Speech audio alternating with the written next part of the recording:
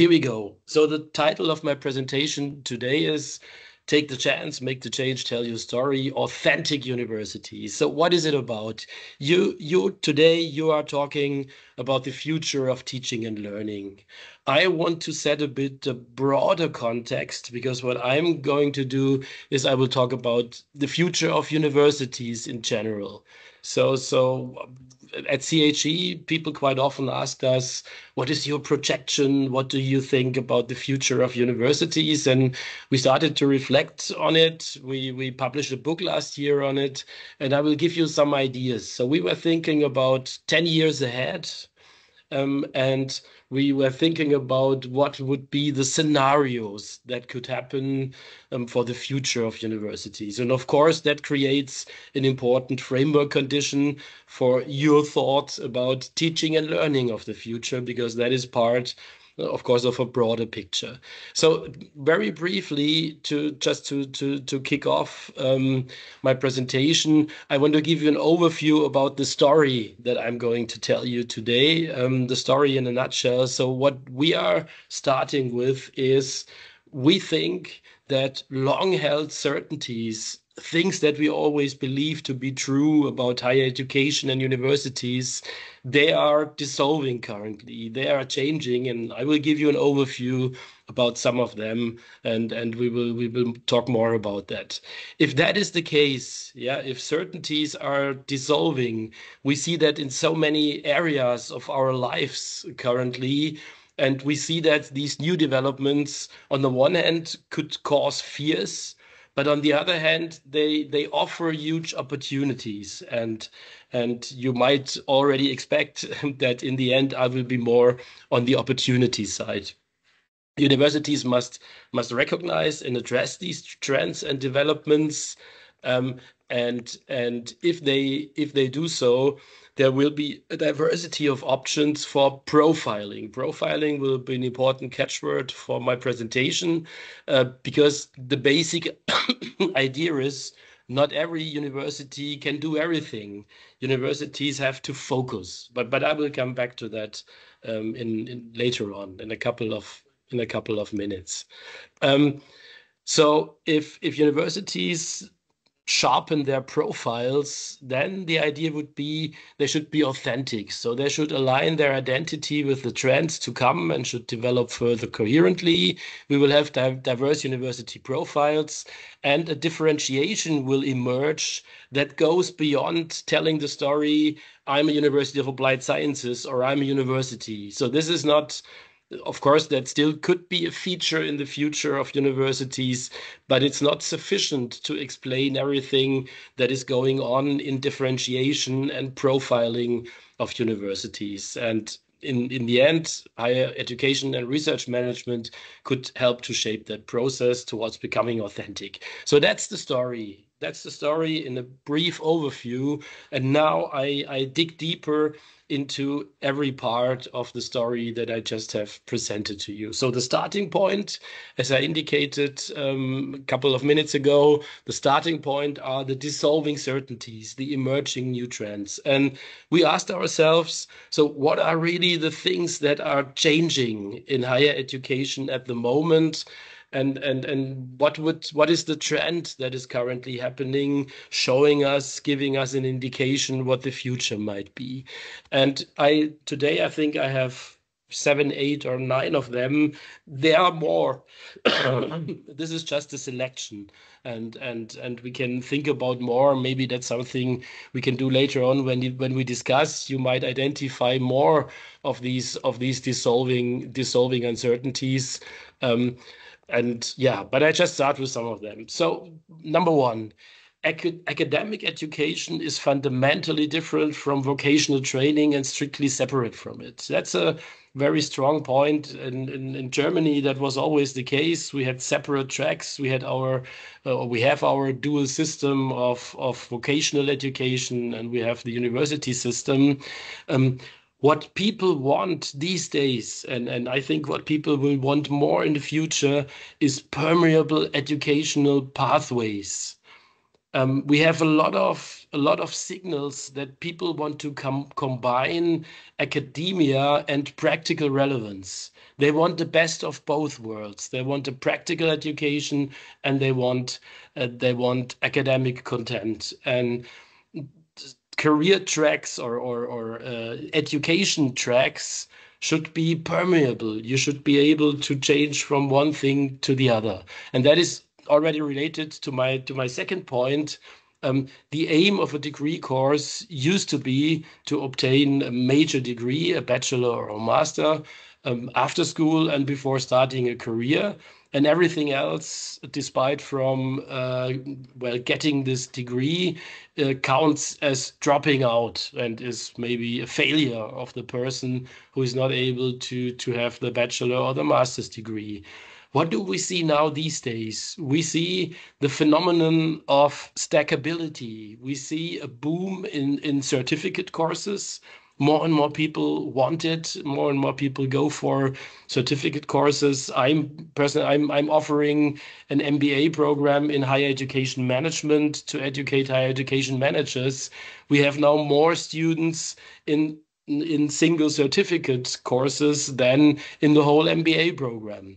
People want short degrees. In Germany, we have a lot of emerging new degrees, such as the Diploma of Advanced Studies or the Certificate of Advanced or Basic Studies, coming from Switzerland and now also gaining more popularity in Germany. So what people expect is stackable components that you can aggregate to a lifelong learning journey.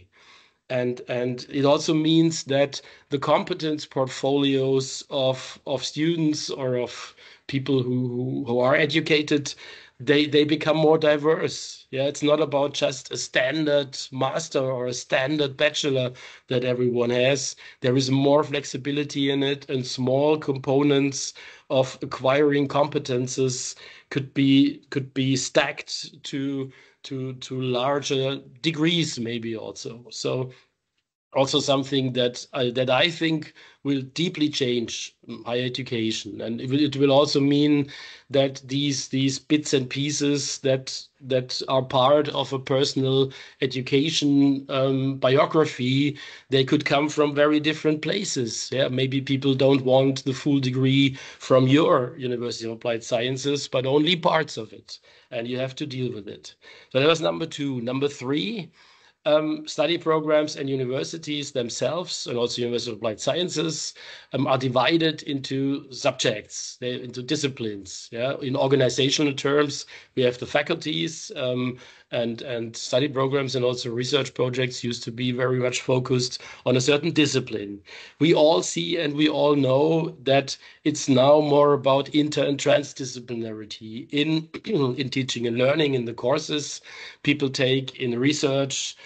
We are more focusing on topics instead of a subject, well-being or sustainability or other topics that come into our focus. So these, well, all the main challenges in the world could only be tackled and solved based on inter and transdisciplinary approaches. So that is really something that is changing what universities are doing. And this also refers to the internal organization, and we are moving towards organizational principles that promote cross connections. Yeah, not only within the faculty, but we are moving to something that we call matrix structures, where you need these cross-cutting components. Number four. University life is unimaginable without lecture halls, seminar rooms, library buildings, and labs. And of course, today we have agile, flexible the design of physical and virtual learning environments coming up, a shift towards the digital space. And we could imagine, and we see universities that are only happening in the virtual context and not in presence. So that is also, of course, something that is happening. I think no need to explain much more about that. Research and teaching as the two core tasks of a university, clear.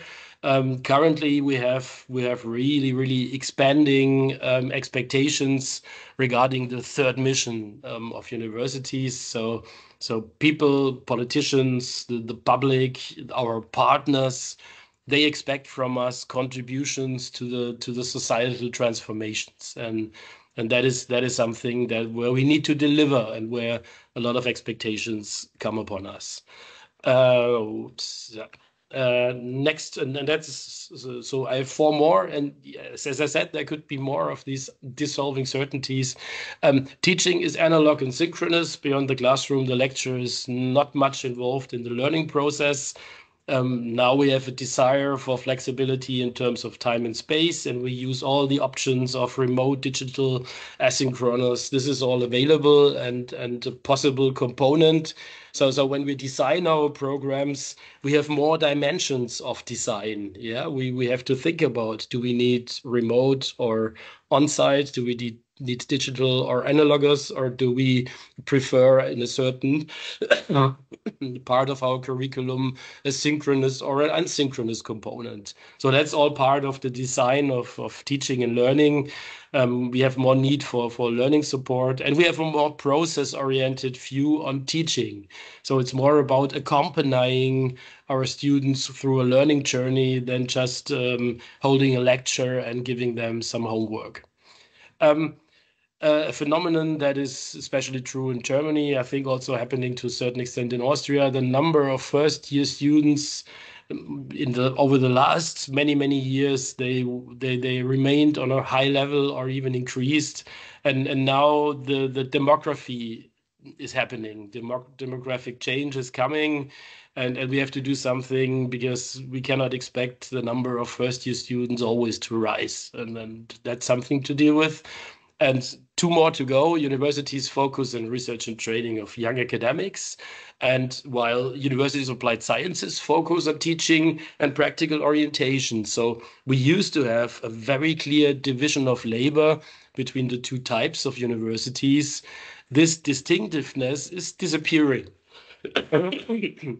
So the traditional university, the UAS typology, becomes blurred in Germany. Now in most of the states, there is the possibility for UAS also to award PhD. So, so this is coming. On the other hand, universities are engaging in applied research. So this is not only on our side, universities are also doing that. So the differentiation within these two basic types of higher education institution becomes more and more blurred, and that's also something we have to deal with. And the last one, at its core, university education imparts relevant specialist knowledge. And what we see these days is the discussion about future skills. Just last week in Berlin, there we had a huge future skills summit where we discussed about what are the future skills that students need, and that goes beyond the pure disciplinary knowledge. This is what do they need to solve the unknown problems in an unpredictable future. And I'm sure that when you talk about your teaching and learning, it is also a topic. What are these famous future skills that we want to give to the students or help the students to acquire? So you see, a lot of things are are changing. Sorry, and what we now it's time for tea. So what we can do is, or what we should do is, we should use the changes as an opportunity instead of seeing them as a threat. We can say, well, this puts a question mark behind everything we did. We have to change, yeah, but there's a change is a chance. So we should take up what suits the university. We should position ourselves. We should stay true to ourselves throughout the change, and that is a bit what we think is authentic. Yeah, authentic could also mean I never want to change. I will always remain the same. No, that's not the idea. Authentic means You have to know who you are, you have to stay true to yourself, but you have to pick up the changes. You have to see where are the opportunities in the changes, and you have to take them to develop yourself further as a university. And again, I want to send a strong message that a single university cannot meet all these requirements. We cannot do everything and solve all the problems in this world. So to a certain extent, we have to focus, and that's the idea of profiling. So we should shape and make the changes, act as pioneers, develop our identity, more differentiated than university and UAS, and develop and convince our stakeholder with stories. So we quite often when I talk to university rectors, we have a chat on, well, are you as the rector or the vice rector or even someone who works in a university, are you able to tell us in the format of the famous elevator pitch, what is our university standing for? What do we want? Is that you could check if you're able to do that. Yeah, so profiling is also about developing stories and narratives. And last abstract point, and then things become more specific. So we think the authentic university could be the shared core of a university, core of the university of the future. So this university should build its profile via tasks, topics, formats, goals, target groups, partners, etc., but not able to satisfy all trends. It should build an identity through living the profile, anchoring it in the organizational culture, in the narratives, and there should be societal relevance, responding to this dissolving certainties and trends, staying true to itself in the face of change, and being confident that it can master the developments of the future. So that is what we understand as an authentic university. And you might say this sounds very theoretical or very abstract, yeah, and not so much concrete. And so when we developed this idea, we thought, how can we illustrate what might happen in the future? And the idea that we developed is we developed what we call a panopticon of possible university profiles.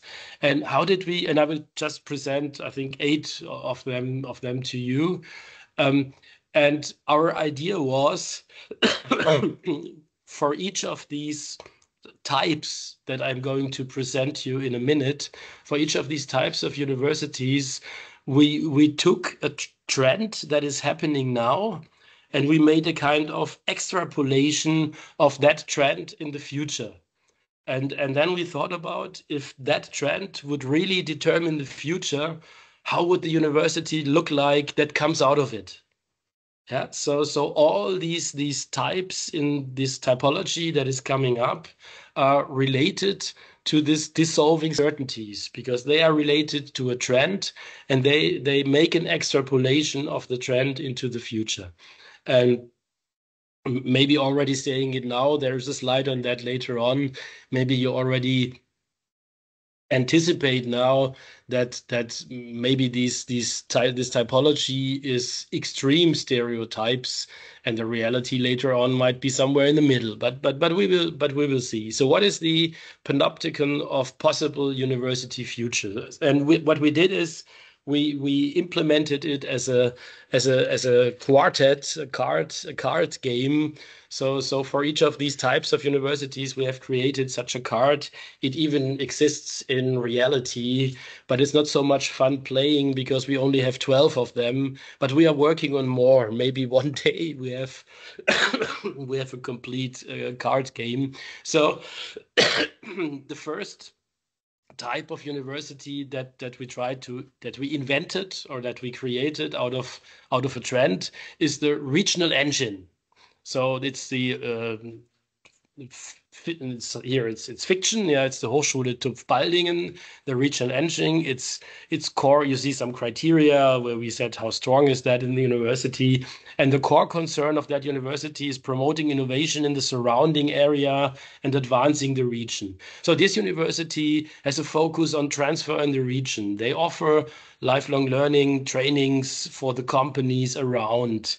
They supply the region with skilled workers, And they also have a social commitment in the region. So their students go for service learning into the communities. They interact with the public and private partners, and they are really the ones to design the regional innovation ecosystem. Yeah, so a lot of relations, collaborations with partners that take different roles in a regional innovation ecosystem. That's their main focus. Third mission is strong.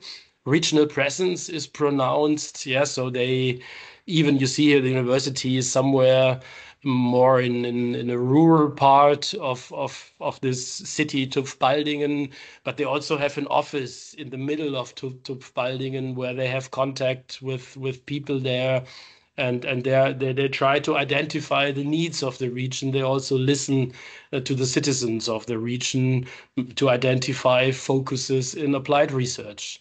And there are a lot of interlinked educational offers and education campus, dual study programs together with companies. So you see all kinds of features that tell us this is really related to the region.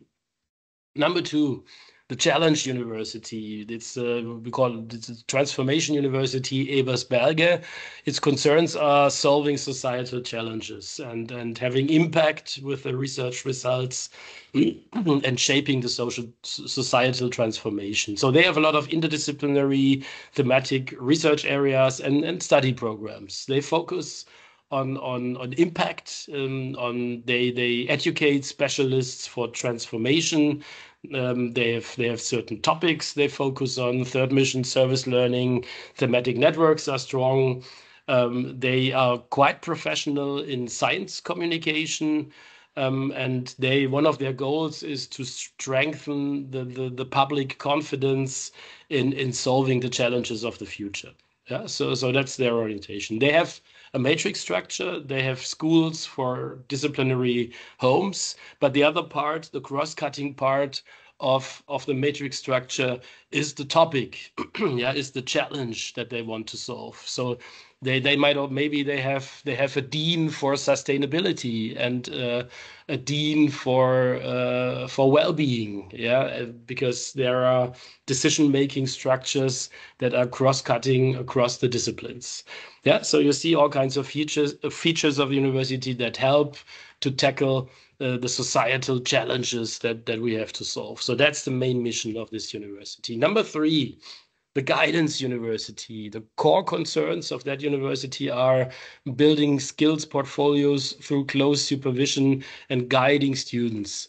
So they promote and plan individual and diverse educational biographies. They adapt the learning content and paths to individual requirements. So it's not so much about offering a standardized bachelor program, it's about guiding. Yeah, maybe they need less traditional professors, they need more coaches, or they need trainings for all the people lecturing there to become more professional in coaching people through a lifelong learning experience. They guarantee the stackability of the modules, so you can combine learning components from outside the university with what you get at the university. So they guide the students through the learning process with coaches. Teachers are more supervisors, and maybe there's even an AI bot which helps to guide students and plays a certain role next to the real coaches. Yeah, so that's the basic mission of the Guidance University. The Workforce Online University, here Karriere Turbo Hochschule NRW. Here it's about flexible offers for part-time students who work. Yeah, so this is really for people working. It's flexible in every respect. It focuses on customer needs of people working. It's consistent and effective digitalization, standardized learning material. So all the professors work with standardized material, which is already there. The lecturer is just presenting the standardized material. There are chatbots, digital learning, AI support, personal video consultation, but everything is happening online, and it's flexible. You can change every semester from more or less modules. You are completely flexible, and you can find a model which helps you to work and to study at the same time. The access without a high school diploma is very much promoted, and skills acquired outside of higher education are also recognized, for example, on the job. I think how many? Still 3 or so to go. The Tertiary Educational Institute, that is an institution that brings together vocational and academic education at one place, enabling all kinds of transitions. So we have a consistent, permeable educational pathways. Maybe we have joint. I come to an example later on with a joint entry phase. We think of the campus as a meeting place for all subsystems of tertiary education. We create opportunities to switch the learning paths under clear conditions. And then the governance of that institution will be the university together with chambers of commerce, companies, professional associations. So those institutions involved in vocational training, they join forces with us as university to create an integrated tertiary education institute. The Applied Excellence University. So the assumption here is that within the profile of universities of applied sciences, we create something like an excellence section. Yeah, so we have outstanding applied research profile, topic focus. It's a special elite sector within applied research. It forms a very comprehensive strategic alliance with companies, establishes innovative models of applied part-time doctorates in the University of Applied Sciences, and transdisciplinary tailor-made study programs, continuing education, applied research projects. So this is the idea that within the UAS sector, the same thing happens as within the university sector, a kind of differentiation by building a kind of elite subsector. That's also something that might happen. And of course, what I should not forget is the European University. That is what is currently embedded as an idea into the European University Alliances, but it's not really the full-fledged European university yet, of course. So the real European University will be established through a real merger of European universities with a joint virtual campus offering European supernatural degrees for all study programs outside of national regulation. The international perspective shapes everything they do, their subjects, their study programs. Also, European values are important. European values are maybe today more important than ever. So they are part of the story here. All students will visit the locations during their studies in the countries, and there will be interdisciplinary research clusters, maybe located at individual sites, but the collaboration is through all universities independent of location. So that would be the final development stage of a European university. And I think, if I counted right, that's the last one, the teaching concept university. This is a university where the core mission is to align the entire university to a specific formative teaching and learning approach. Yeah, so there is a teaching and learning approach which goes through the whole university, a comprehensive learning concept. It is developed and refined in a highly participatory process. So it's really done together by everyone in the university, but then in the end, everyone uses it. Yeah. For instance, we call this example here, we call it the PBL University Maastricht-Hofen. So that would be PBL for problem-based learning. So that would mean, and maybe it's not a coincidence that it's called Maastricht-Hofen, because that indicates there might be a university that comes close to it. Yeah, but so PBL here means that the whole university would focus on problem-based learning, and that would be embedded in all lectures, in all programs, in all disciplines. The teaching learning approach then creates identity for teachers and students. Yeah, this is the reason why you go there as a student, because this is highlighted in the profile of the university. Um, they design learning spaces as places for social interaction and interactive peer learning and learning, and they provide strong services and incentive structures for also digital teaching and learning. So that's a university which is extremely proud of its joint approach to teaching and learning. So you see, and you see here with the cards, there are even more. And each of them tried, as I said in the beginning, each of them tried to develop one aspect into a future profile. So maybe all these profiles are a bit exaggerated, and maybe they will not happen in that pure form. But I think they could be interesting and relevant to think about what is my university? What does our profile look like? Yeah, if you just listened to my 8 different types, you could ask yourself, how much of that is already in my university? Yeah, and so that is something where you can think about who are we, where are we going, and where are the chances? Where are the chances for development, where we should invest more, where we should do more? That's basically the idea of presenting to you this panopticon of different options. And and if you would go into the direction of the university, you would have a number of advantages. You would not get lost in the variety of new opportunities. Yeah, if you see all that range, and that was only part of the story, this is enormous variety. You can get lost in it, but you should not. You should avoid being overwhelmed by too many demands. You should be able to tell a motivating story. I said it before. Why is our university attractive, special, and indispensable? And we are a UAS alone is not enough. You see, that's one of my points. You find a common direction in the changes that creates confidence in the future. You have criteria for making decisions. You have starting points for collaborating with other universities, and you can create critical masses with limited resources. So this profiling, I think, would be a good idea. You might ask yourself, or you might also have thought about real universities.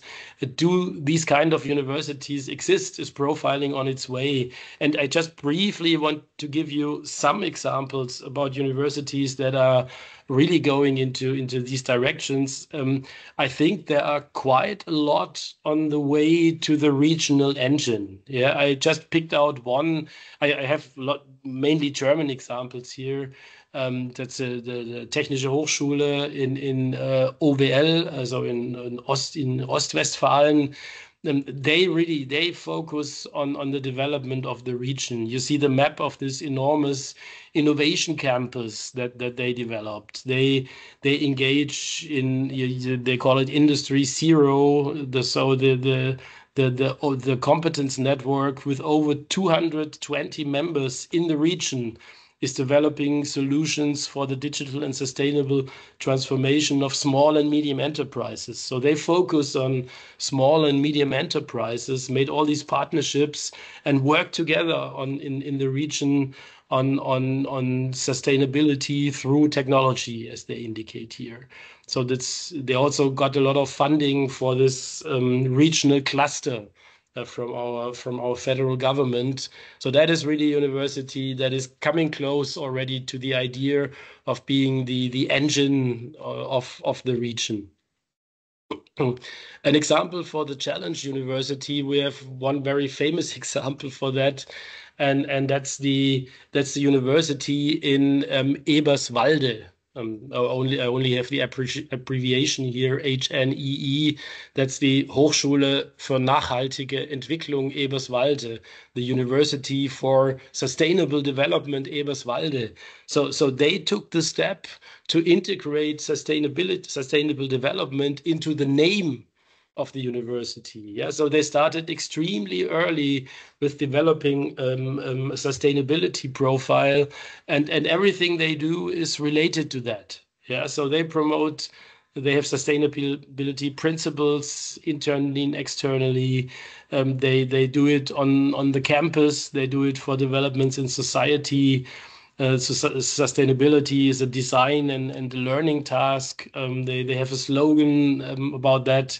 They and recently even they made, I think just beginning of March, they made a major reorganization internally, going towards a matrix structure. So they have now schools and departments, and they are really promoting interdisciplinary cooperation by creating a matrix structure. So they dissolved their faculties and abolished the faculties and went into a very flexible structure where people work together on the challenges. And I think that's for that kind of university, it's an extremely relevant step to do so. Also a brave step, yeah, because you need the support and the consent of people to abolish a traditional faculty structure.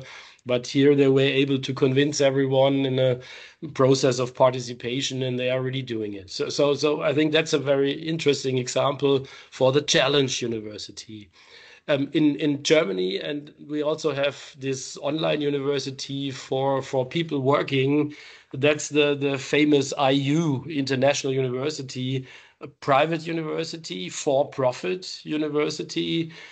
People sometimes have doubts about the quality, so you don't know exactly. They also give no information about their graduation rates. So yeah, so but they are now the biggest German university. They have 130,000 students. Yeah, and they really managed to position themselves in the segment of people who are working.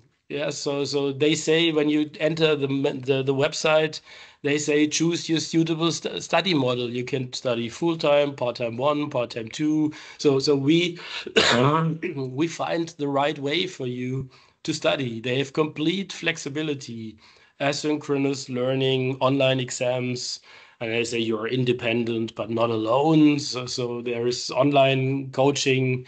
So that is it's interesting. Yeah. So it's really focusing on the workforce. It's completely online. It's completely flexible, and the market accepts it.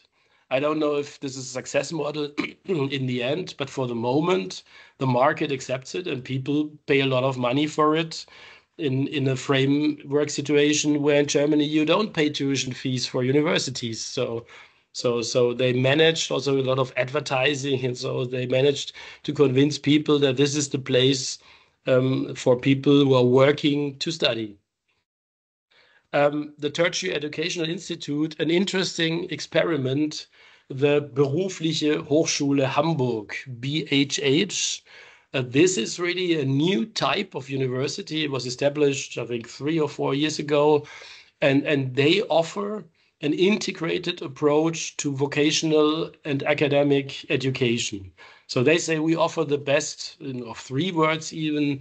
So in the beginning, when you go to this university, when you start studying, you do three things at the same time. You work in a company, you get components of vocational training, and you get components of the bachelor in a certain subject, for instance, computer studies. Yeah, and you get intensive coaching, and after 1.5 years, you choose you choose your pathway. So you decide: am I continuing for the bachelor, or am I continuing for a vocational training degree? And there is, you see, every Thursday there's a personal consultancy per video chat. And yeah, they have a list of cooperation partners. You see here 18 months of coaching, and then with the opportunity to decide on the educational pathway. So that is an integrated approach. To a certain extent, that's also acknowledging that many young people are not willing to decide or have difficulties to decide, am I following up on a vocational training path or on an academic path? and that gives the opportunity to make an informed decision. And I think that's an interesting model, really creating that permeability. And I have an applied excellence university. Here, I think I would mention the Technical Hochschule in Ingolstadt. That's really a university going for excellent applied research. And they have some major research area. They have a lot of research on mobility. And so you see here the text, THI is one of the strongest research areas in Germany. They have a research building for integral vehicle safety in Germany with around 110 scientists, and that plays a central role. And it's the home of the Bavarian AI mobility node with a total of 20 AI research professorships. So that's not common for University of Applied Sciences. That's a special thing. And that is, of course, related to the closeness of this university to the headquarters of Audi, yeah, the car manufacturing company. And so that's really an outstanding development in this context of mobility, vehicle safety, and artificial intelligence. So I think that would be close to that profile. And yeah, the teaching concept university here, I would mention the University of Twente. You can mention here a lot of Dutch universities. I think the Dutch universities are very strong in that. University Twente created what they call the Twents Onderwijs model. So the Twente higher education model. And it's very interesting. They say here there are three roles you can achieve being a researcher, a designer, and an organizer. The best way to learn this is by taking on these roles in the curriculum, working on projects as soon as possible. And you can discover which role suits you best. And then we will guide you into that direction. Very interesting approach. So they have the idea of a new engineer, which with a broader qualification, every student has a personal development plan. They have project-based approaches.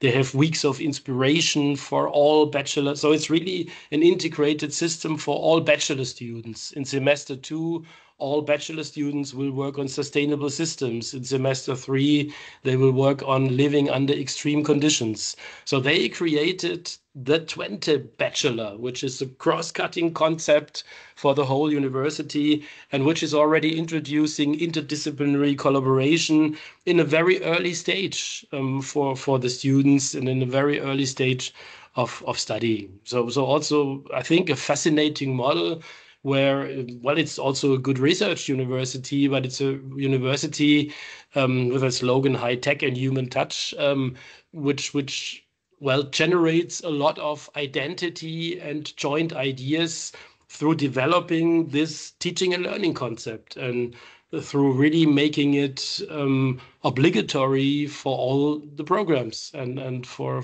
all the lecturers in the university.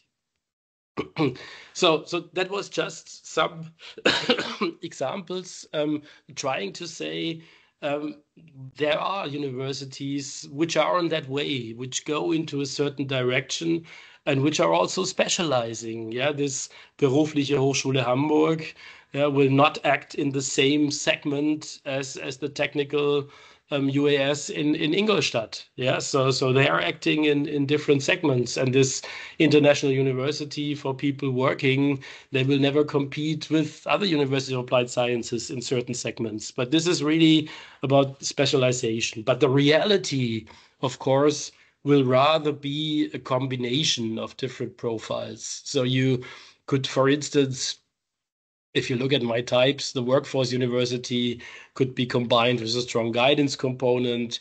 You could combine the regional engine with the tertiary education institute, or you could combine the European aspect with the challenge university. Maybe one of these European university alliances would turn into such a challenge university with a truly European character. And there could also be a European applied excellence university bringing some top applied research universities together and many more. So I think reality, of course, would rather be a mix than one of these extreme profiles. I inserted this file because I want to avoid some misunderstandings about profiling.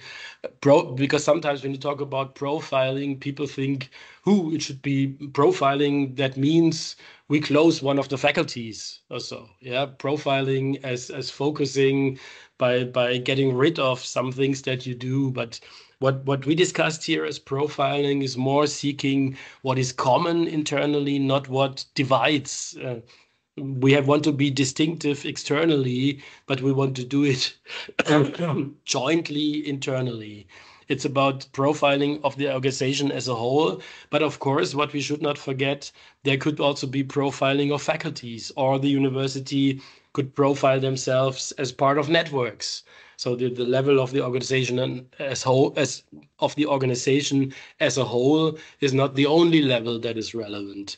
And the third point here, I think, is a very important one. Profiling has no claim to exclusivity.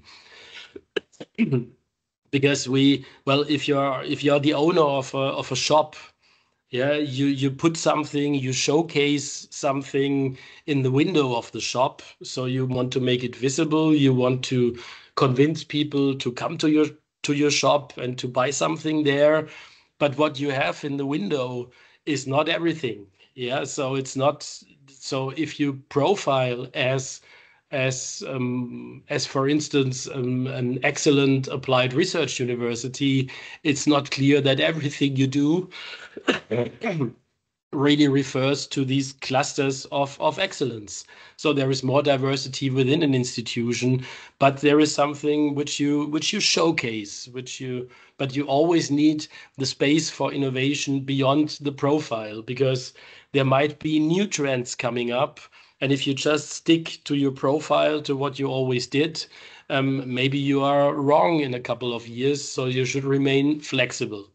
And of course, then the ability to change permanently is just as important as the focus on certain research topics. So the ability to change is an important organizational features.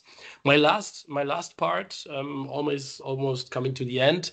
There are some actions helping to become an authentic university. So that's more the management side, or things you can you should do. So what helps to become an authentic university? You could work on joint perceptions regarding the sense of urgency to develop your profile further. It's not clear that everyone thinks we have to change something. We have to pick up that new trend. Well, stackability, micro certificates, I don't like it, I don't want it. Yeah, so there has to be a joint understanding about where are we positioned towards these new trends? What is important for us? And why is it urgent that we pick up some of them? And I think that's something you need to kick off these developments. A university should also develop foresight competence. To give you an example, the ETH Zurich has implemented what they call a foresight hub on the level of the president. So they have some crazy people there who work on foresight. Yeah, so they think through scenarios. They go for 10 years or more as a perspective, and they check the trends against institutional features. So they are there to push the university and always to say, well, we should look to the future. So this foresight competence, I think in my country, many universities just look for the 4 or 5 years that they have in their performance or target agreements with the ministry. Yeah, so that's the horizon of planning. But we should look further into the future and should think about what will happen and what does it mean for us. We should establish the ability to change, the adaptability as a central requirement for science management. We should work on narratives, I said that before, and also working with the organizational culture. I think what is very important is cooperative, flexible, and project-based structures. I think a university which is only sitting in their faculty silos, and we still have that. yeah, who are really sitting within their discipline in the faculty, doing everything there, and are not engaging in flexible, project-based, cross-cutting structures. I think that will not work in the future. So I think the very pure, very traditional university-like faculty model is an obstacle and is something that creates problems. Of course, we need a faculty or something similar to create a home for people in terms of disciplines, but we need matrix components because without cooperation, many of these types that I have shown you would not work. We should work on the organization's self-efficacy, the confidence that we can master future developments on our own. I think that's something for leadership, which is a very important point. We should engage in participation management. As I tried to argue for the teaching concept university, to come to a joint teaching concept would only work with a very intensive participation process. And that has to be organized and managed, acting based on evidence, keep an eye on these trends and dissolving certainties, and searching for new networks and alliances with similar institutions to become stronger together in a certain segment of higher education. The last part, and I don't go to that, that's something we will distribute the presentation later on. We put in our book, we have a kind of questionnaire where you can check, are you already an authentic university? Yeah, so there's the question, do we already have a clear university profile? For instance, we could use an elevator story to convey the special strength, or do we have a clear identity? And so, and there's a third one, have we already reached the authenticity level? And one more. So that is something for you. You can use later on if you want to tick boxes or to think about it as a kind of checklist to reflect on the authenticity of your university.